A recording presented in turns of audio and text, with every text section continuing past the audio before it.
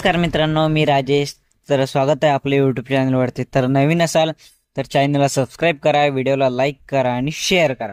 तर मित्रांनो, आजचा विषय आहे 14 ऑगस्ट 1947च्या रात्री नेमकं काय घडलं.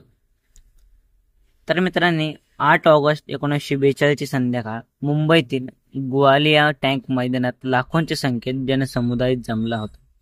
स्वातंत्र्यपूर्वीच्या शेवटच्या सर्वात मोठ्या लढ्याची घोषणा इथूनच होणार होती. मैदानभर स्वातंत्र्याच्या ध्येयानं भरावलेला जनसमुदाय होता. त्यांच्यासमोर 73 वर्षाचा एक वृद्ध उभा राहिला. समोरचा जनसमुदाय कानात जीव आणून ऐकू लागला. या वृद्धांना इशारा देण्याची कृती करून हात उंचावत करेंगे या मरेंगे च्या निर्धारानं घोषणा दिली आणि या घोषणेनं ब्रिटिशांच्या भारतातील सत्तेचा शेवटचा अंक सुरू झाला. ती घोषणा होती क्वाईट इंडिया आणि घोषणा देणारे वृद्ध होते मोहनदास करमचंद गांधी म्हणजेच महात्मा गांधी. चले जाव क्वाईट इंडियाच्या घोषणेने जमलेल्या जनसमुदायात विजेची लहर पसरली. ब्रिटिशांविरोधातल्या घोषणांनी निनादणाऱ्या मुंबईच्या अवकाशातला सूर्य स्वातंत्र्याची पाठ उगवण्याचं स्वप्न दाखवत मावळतीकडे झुकू लागला. भारताच्या स्वातंत्र्यापूर्वीचं सर्वात मोठं आंदोलन म्हणून चले जावची नोंद होती. या आंदोलनात असंख्य भारतीयांनी सहभाग नोंदवला. देशातील तुरुंगाच्या तुरुंग भरले. भूमिगत आंदोलनाने ब्रिटिशांना हैराण करून सोडलं. 14 जुलै 1942 रोजी वर्ध्यात काँग्रेस कार्यकारिणींची बैठक झाली. ब्रिटिशांनी तत्काळ हा देश भारतीयांच्या हाती सोपवून चालते व्हावे हा ठराव इथंच झाला. संध्याकाळी 6 वाजता सुरू झालेली ही सभा रात्री 10 वाजता संपली. काँग्रेसचे अध्यक्ष मौलाना अब्दुल कलाम आझाद यांचं पहिलं भाषण झालं. मग पंडित नेहरूंनी काँग्रेस कार्यकारिणींची ठराव वाचून दाखवले. नंतर नेहरूंनी मांडलेल्या ठरावांना अनुमोदन देणार भाषण सरदार वल्लभभाई पटेलांनी केलं. चौथे वक्ते होते महात्मा गांधी. या सभेत महात्मा गांधींनी एकूण 3 भाषण केली. यातलं एक भाषण इंग्रजीत होतं आणि त्यातच त्यांनी क्वाईट इंडिया ही प्रसिद्ध घोषणा केली.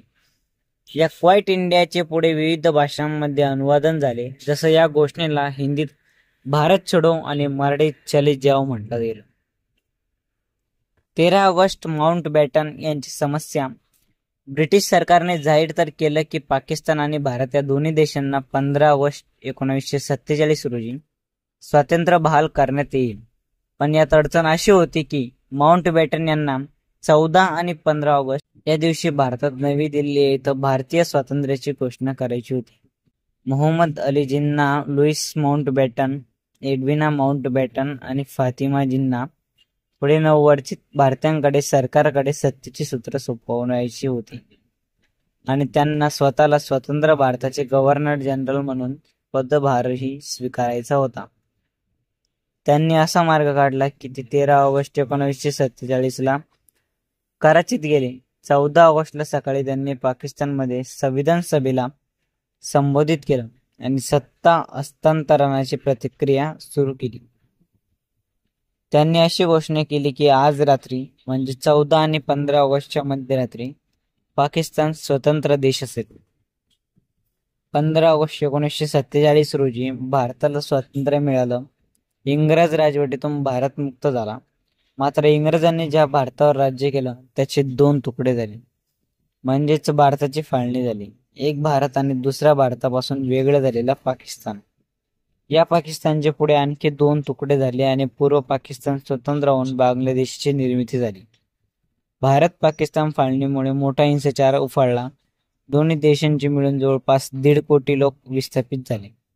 जवळपास 10 लाख लोकांना जीव गमवावा लागला आणि तेव्हापासून भारत आणि पाकिस्तान यांचे शत्रुत्व असेच राहिले आणि शेवटी भारत हा स्वतंत्र झाला 15 ऑगस्ट 1947 रोजी. तर मित्रांनो, पुढील व्हिडिओचा विषय असेल की भारताची आणि पाकिस्तानची फाळणी का झाली. तर धन्यवाद. तर मित्रांनो, व्हिडिओ आवडला असेल तर लाईक करा आणि असेच नवनवीन व्हिडिओ बघण्यासाठी आजच आपल्या चॅनलला सबस्क्राईब करा. धन्यवाद.